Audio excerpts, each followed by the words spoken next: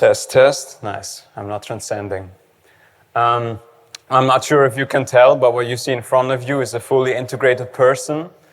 And that is because yesterday, after 2 vacation days in Copenhagen and Stockholm, my luggage finally arrived in Turku.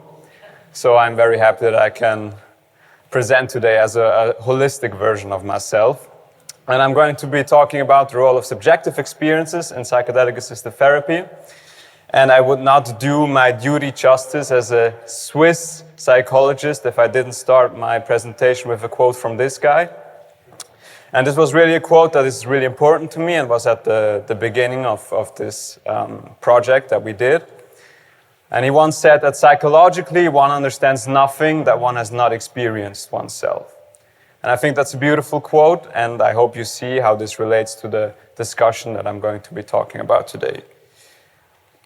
So, quick background. Probably most of you are aware that currently the enthusiasm about psychedelic-assisted therapy is quite high. There are several clinical randomized controlled trials that have shown the potential, the therapeutic potential of psychedelics.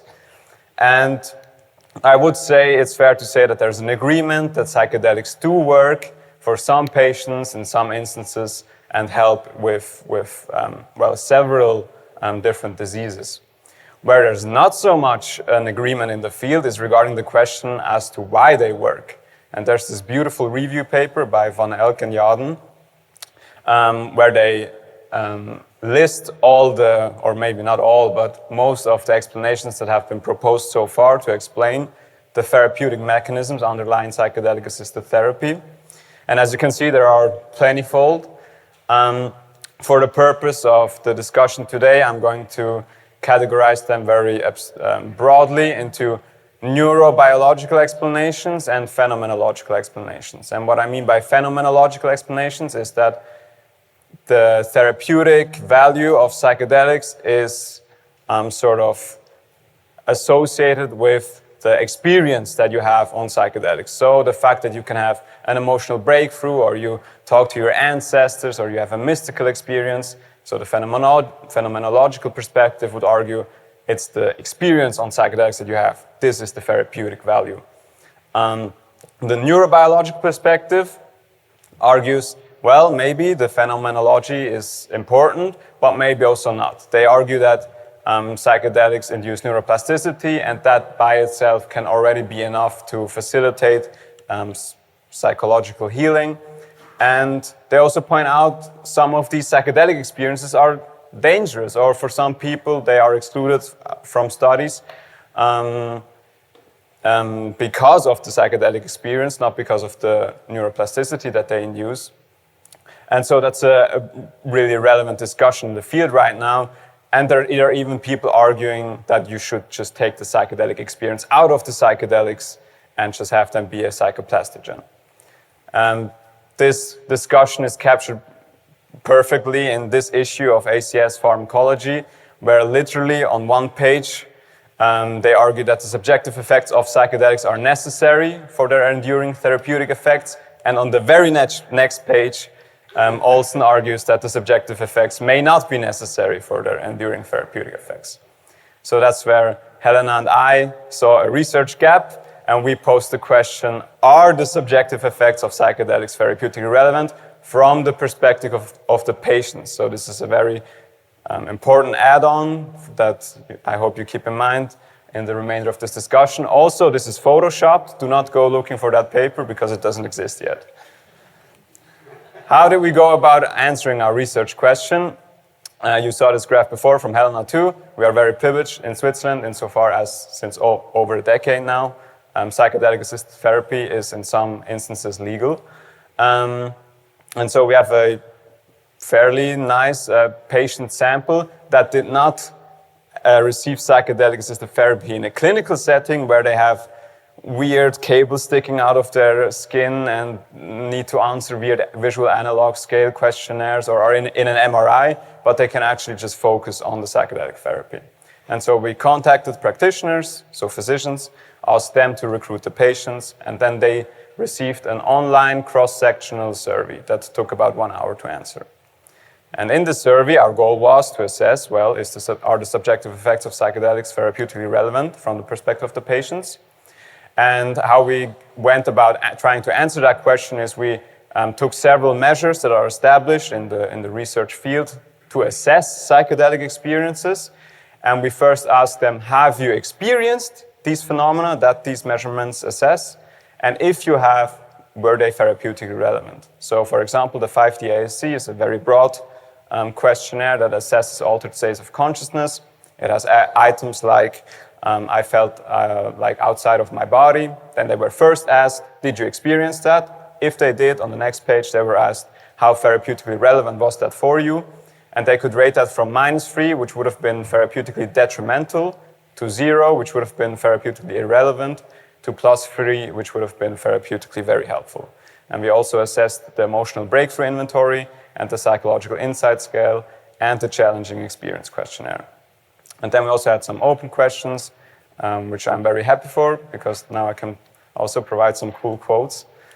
Exactly. So let's jump right into the results. Because this was a cross-sectional survey and the sample size is pretty small, I want to focus on the sample for a bit, because I think it's important to have in consideration with what kind of patients we recruited. So we had 33 patients, pretty much 50-50 male-female, rather older in age, rather highly educated, almost exclusively white and European. I'm still not sure if I should conceptualize the sample as more or less psychedelic naive. Most patients did not have too many psychedelic experiences, especially outside of pot, except for one guy who was a bit more courageous and adventurous. Exactly. Most had their last psychedelic-assisted therapy experience fairly recently, and 75% of the sample were still in psychedelic-assisted therapy. The depressions are a great depiction of what Helena has already talked about. What we've seen most is depression, PTSD, and anxiety, and mostly also comorbidities of that. And the other diagnoses in total amount to almost 50%, but by themselves, it's not more than 8%. So it's really depression, PTSD, and anxiety. What kind of substances did I take? Mostly MDMA and psilocybin. Shame on Switzerland, the origin place of LSD, but apparently they did not take that too often, and also ketamine not so much. Mostly MDMA and psilocybin. All right, so for the big first question, did the patients think that the subjective effects of psychedelics are therapeutically relevant? How we tried to answer that is we took the mean scores of the therapeutic relevance of all the questionnaires I showed you before, and we tested, is this significantly different from 0, so from irrelevant? And the answer is very much so. So what you see here is the mean score, as I said. The mean is at 2.2. The highest it could have been is 3, so that's a pretty high mean score. Also, I want to stress, because that's how in our pre-registration the hypotheses were formulated, we did not include the challenging experience questionnaire in this assessment, but I did run some exploratory analyses, and even if you include the CEQ, it's still significant. Okay, to contextualize this, I also want to provide a quote. We had a debriefing section at the end of the study where we told patients about the discussion in the field and asked them concretely, what's your opinion on this? And here's a nice quote of a patient who says that, I don't believe that switching certain levers in my brain would trigger the same understanding without these experiences. Perhaps changes in behavior, but not a conscious derivation of these changes. And that is a pretty nice depiction of what most patients said. So to answer the first research questions, patients think that the therapeutic relevance of psychedelic experiences, of subjective effects, is pretty high. We'll get into limitations later, of course. But this was not too surprising to us. So what we were even more interested in is whether patients would argue that some subjective effects are more therapeutically relevant than others. And a great way to test that is the 5D-ASC has 11 dimensions. And so we looked at whether these dimensions vary significantly in their therapeutic relevance. And so here you see the box plots of all the dimensions.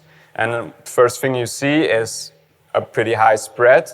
Some are rated at 3, like almost over all patients. They think it's therapeutically very relevant, and some are all circling around 0. What you also notice is that the median for every single one is above 0, so none of them in the median have been associated with therapeutic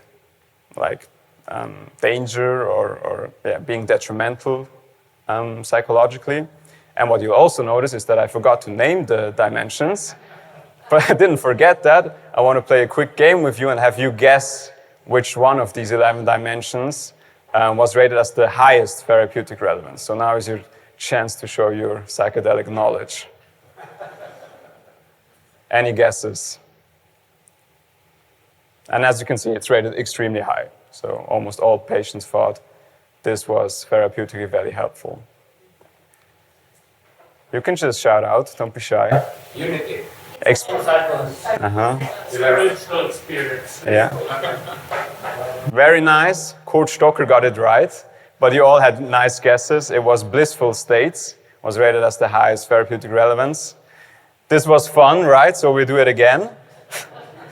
Here's another interesting dimension. As you see, the median is also above 0, but the spread or the outliers are spread all across the dimensions. Some say therapeutically very helpful, some say therapeutically very detrimental. Which dimension could that be? Disembodiment. Disembodiment. Impaired control. Impaired control. I think you're missing the most obvious one. Anxiety, exactly. It's anxiety. And since this conference is about challenging psychedelics, I also want to quickly talk about the challenging experience questionnaire that we did assess. Take these results with a grain of salt because the sample size was even smaller for these because, as I said before, you had to experience the phenomena before you were able to rate whether you found them therapeutically relevant. But also there, we see no median below 0, and death and grief experiences were rated as the most therapeutically relevant ones. But especially paranoia, for example, has a sample size of 8. So really take these results with a grain of salt, maybe. Okay, zooming out again to the entire 5D ASC. You had great guesses. So what we see at the top end, which I circled here in green, were blissful experiences, spiritual experiences, unity, insightfulness, and also complex imagery, which I find interesting. And to sort of make sense of this a bit more is, at least the way I did it, is I would conceptualize what is bracketed in green as mystical type experiences. It's not strictly mystical experiences because we didn't assess the MEQ, but they are what in earlier versions of the 5D-ASC would have been called oceanic boundlessness, and so these constructs relate a lot. And the thing I circled in green and the thing I circled in red, they differ significantly in therapeutic relevance. Here's a nice quote of what a mystical experience might look like. It's a patient who says he wanted to free himself from his shackles and sort of break with their usual protocol. Then they entered into a conversation with a higher power and they could ask questions like, how do I achieve enlightenment? And they received answers like, you have already achieved it. And after that, they describe an incredible flood of emotions, an elation, and a feeling of immeasurable bliss. And at the end, there was sort of the conclusion, it's okay to be who I am. So that's a good example of a mystical type experience. To further disseminate which psychedelic experiences are more therapeutically relevant than others, we also hypothesized that emotional breakthroughs and psychological insights would be rated as more therapeutically relevant than the sort of broader measure of altered states of consciousness. We also found that to be true. So what you see here is every line represents one patient, and almost all lines go straight up from the 5D ASC to the EBI, and you can also see that the emotional breakthroughs and psychological insights are approaching ceiling or are at the ceiling for most patients. Which also is a limitation. I'm curious if you have ideas as to how that could be better measured maybe. But emotional breakthroughs and psychological insight were rated as especially therapeutically relevant. And here again, I have a cool example of an emotional breakthrough. This is a patient who says, I immersed myself in traumatic experiences from my childhood and was able to describe them. At the beginning of the afternoon, I took MDMA and breathed holotropically. Then I cried like I hadn't cried for many years. Something was released. I felt a lot of things that were not pleasant, but I wasn't alone in this. I was able to let go because my therapist was there with me. And this is a pretty nice example of an emotional breakthrough. They are able to face an emotion that otherwise they maybe push back a bit. And I also think it stresses nicely the point that Eva was making, that at least this patient says it was important for her that also a therapist was with her and guide her through that experience. All right. What do I want you to take away from this? Patients rate the subjective effects of psychedelics as therapeutically helpful. Again, patients rate that. I did not prove, or we did not prove that they are actually necessary, but we did at least show that in our sample, patients very much do think so, that the subjective effects are necessary. And you might be able to say that mystical type experiences, emotional breakthroughs, and psychological insight are especially therapeutically relevant to the patients. But there are, of course, some limitations, even to this study. The first one that is pointed out is the design. It's a cross-sectional online survey. That's not the most rigorous research protocol. Then the sample, it's a small sample, which is always, not the best. But again, I want to stress, I think it's a pretty cool sample because it's patients who actually received psychedelic-assisted therapy and did not do that in a clinical trial. So the results might be more generalizable, but obviously there's the big question of selection bias. So we had one item where we asked the patients, how content are you with your psychedelic-assisted therapy?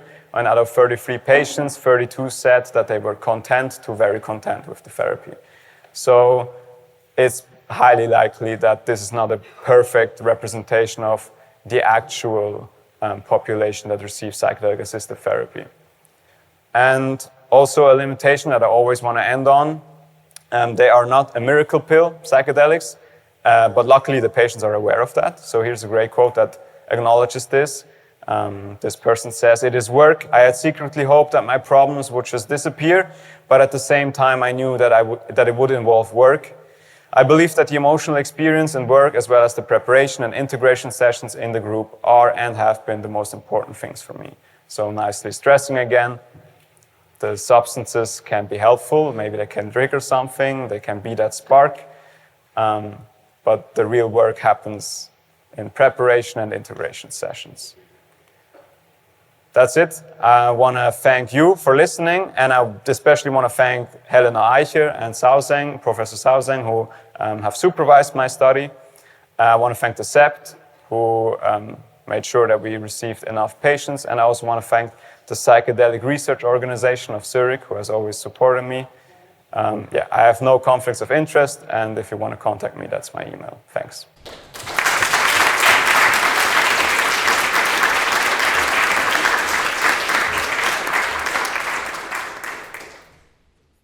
All right, thank you for this wonderful presentation. Do we have any questions for Nathan? Yes, we do. Hi, Nathan. Very interesting. But could I ask, did you ask the participants whether they had previous other therapy experience? Because I wonder how many people in a setting such as you seem to have in Switzerland actually come from maybe long years of previous experiences with other forms of therapy. And it would be interesting to just know where that sits for those people. That's an interesting question. We did not ask that in the survey, but strictly speaking, you can only be part of the limited medical use program if you are shown to be treatment resistant. So the thought process is here obviously that they have had several therapies, but I just learned that this does not always have to be the case. There can be exceptions where people strictly go to psychedelic-assisted therapy without ever having had any therapy. But I would say for this sample, it's fair to say that most of them have been in therapy for quite a while. But we did not ask concretely, so that's the best I can answer. All right, and here's another one. Thank you. I was wondering if you asked, it was a small sample, but did you see any difference between the different substances? If you did any analysis on that? No, I did not look at the differences in substances, and no. The concrete answer is just no. I did not look at that, but yeah, we could do that. But as you said, it's a small sample, so power would be pretty low. We had also a hypothesis regarding whether the diagnoses would, or dependent of the diagnosis, if the results would vary, and we wanted to compare like somatic diagnoses, like cluster headaches or just pain, to like depression, anxiety, but again, the sample size was too small to make any significant comparisons. But yeah, I could look at that, whether the substances varied.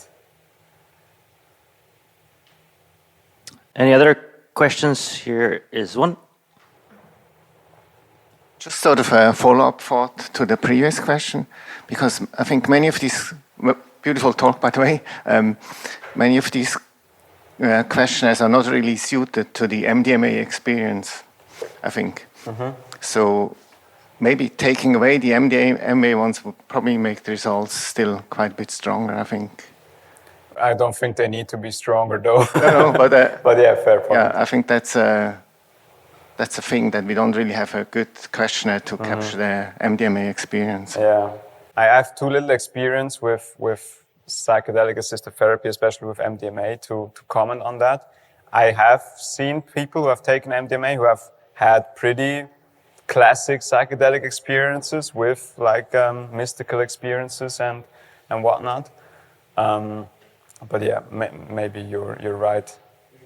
And maybe Helena can comment on that even better. Yeah, blissful. I can imagine that. Yeah.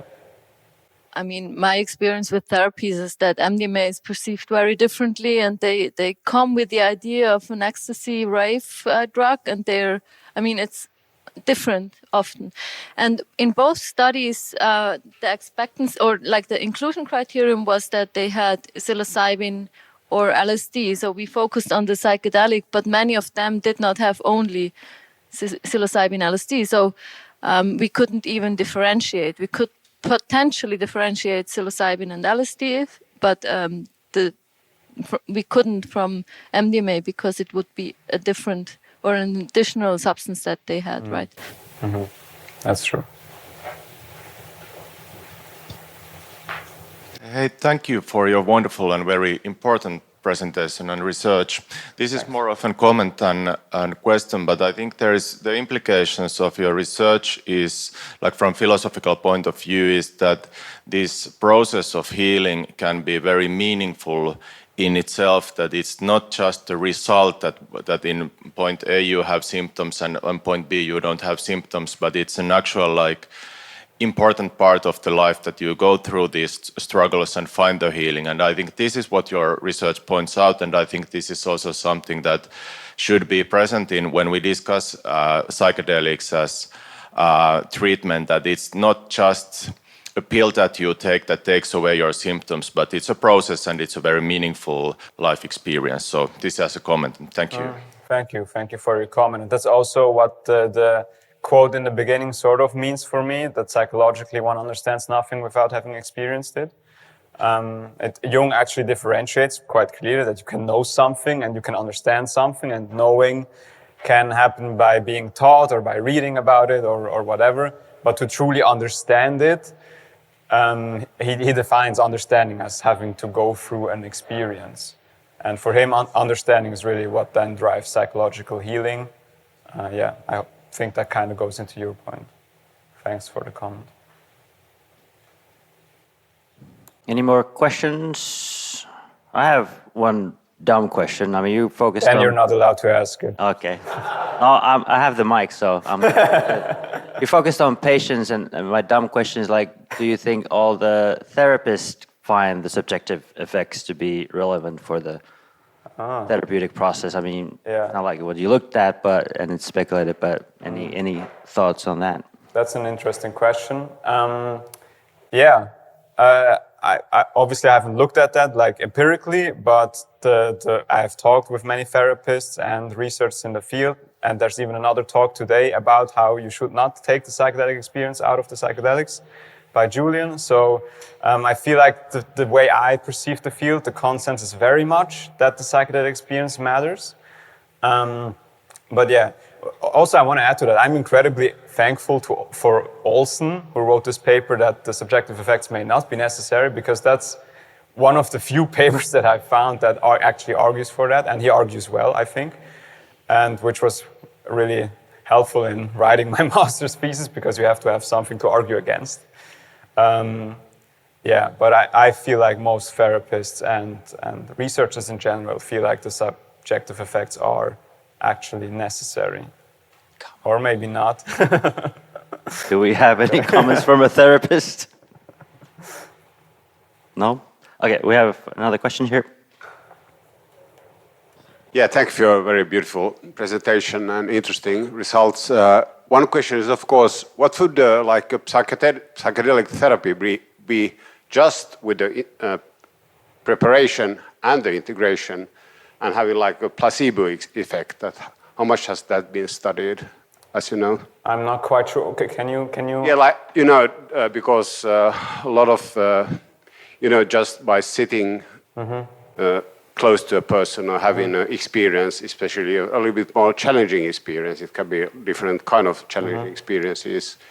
By having this interpersonal connection, and then having a preparatory thing, as you usually have in psychedelic-assisted therapy, and then an integration of whatever challenging experience, and how much has that kind of things or experiences been studied? It can be like mountain climbing or whatever kind of challenging experiences. Do you know any studies where you just think about challenging experiences or strong experience or experiences with awe, and where you use this kind of pattern of preparation and integration? Thank you. I guess with challenging experiences that are not psychedelically induced in real life, you can't really prepare for them most of the times, because you don't know that they will happen. Like I'm thinking of car accidents or near-death experiences. Yeah, but I'm not aware of any literature that looks at that, but I think I agree with the point I'm guessing you're getting at, that just the setting of having preparation and integration is an important setting, and that's also what the patients said in this example. Yeah, but I'm not aware of any research that looks at, as you said, like if you prepare before a mountaineering trip that is really difficult, and then you also have an integration session after that. Would be very interesting. We actually also had items asking the patients to what they would compare a psychedelic experience to, and mountaineering was quite high. Mountaineering, dreaming, and like going on a dive, stuff like that. Might be different in the Netherlands, for instance. Yeah, in Switzerland, that's right. Yeah. We have time for maybe one more question before we break for lunch. If somebody has a burning question that they want to. I don't see any hands, so I think we're going to give great applause and thank you for Nathan.